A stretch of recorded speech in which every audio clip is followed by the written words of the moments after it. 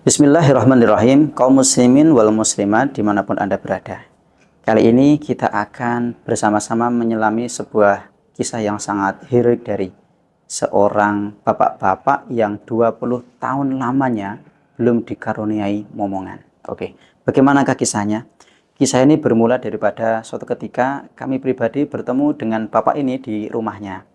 Nah, ketika itu kami bersilaturahim dan beliau langsung memperkenalkan. Di sampingnya kebetulan ada anak pertama dan anak kedua. Mas, ini anak saya yang pertama. Dan ini anak saya yang kedua. Ketika itu saya kaget. Karena anak pertamanya masih kecil. Mungkin kelas 2 atau kelas 1 SD.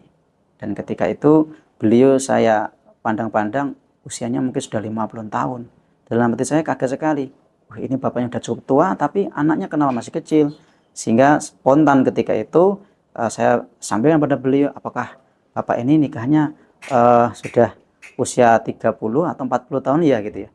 Kemudian beliau menjawab, bukan mas, saya ini sebenarnya sudah cukup lama menikahnya, hanya saja baru 20 tahun saya dikaruniai anak.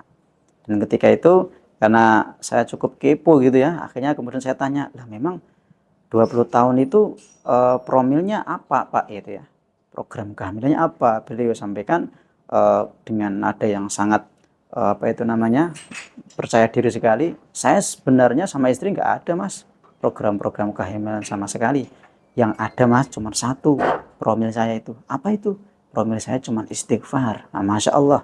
Kaum muslimin yang dimuliakan Allah Subhanahu Wa Taala. Kemudian beliau sampaikan pada saya, sebenarnya mas, saya itu melewati promil yang cukup panjang dan berbagai macam program kehamilan sudah istri coba dan saya pun juga sudah mencobanya semua, mulai dari yakni medis maupun non medis. Sampai saya itu bayi tabung udah 2 kali gagal semua mas. Diceritakan sekali bayi tabung itu 350 juta. Masya Allah.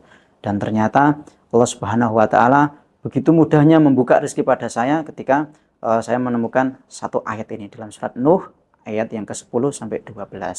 Faqultu astaghfiru rabbakum innahu kana ghaffara yursilis samaa'a 'alaikum midrara wa yumdidukum bi amwalin wa banina wa yaj'al lakum jannatin wa yaj'al lakum anhara.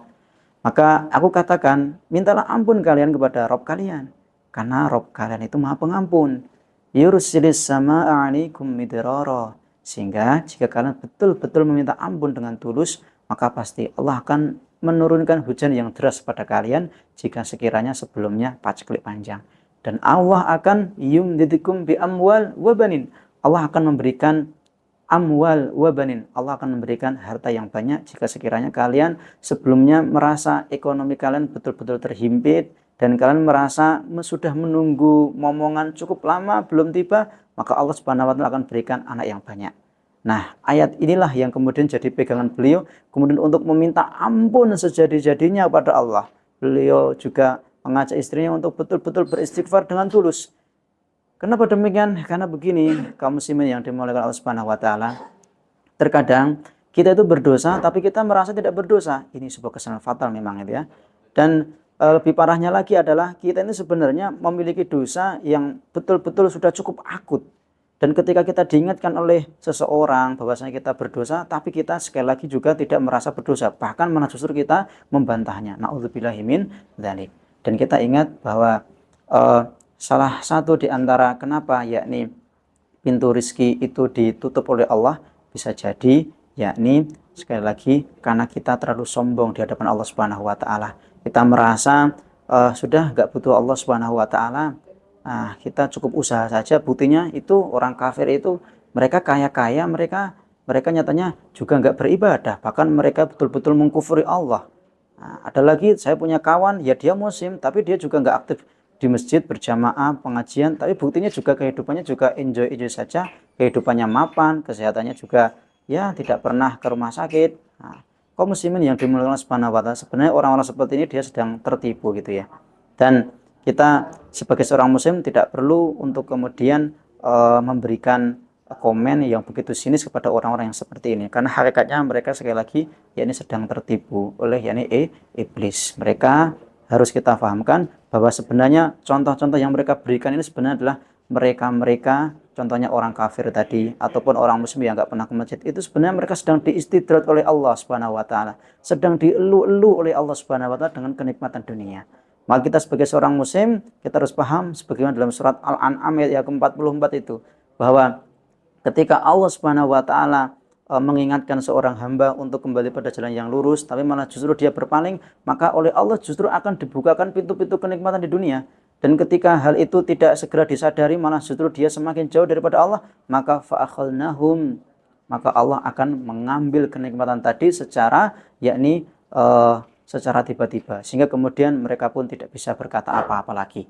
Maka jangan sampai kita seperti itu, menjadi orang yang jauh daripada ibadah, jauh daripada Allah Subhanahu wa taala, hanya mengejar kenikmatan dunia, dan pada akhirnya kita justru menjadi orang yang menyesal di akhir kehidupan ini. Nah, kisah tadi, bagaimanakah kelanjutnya? Nah, ini belum selesai tadi ya, maaf ya.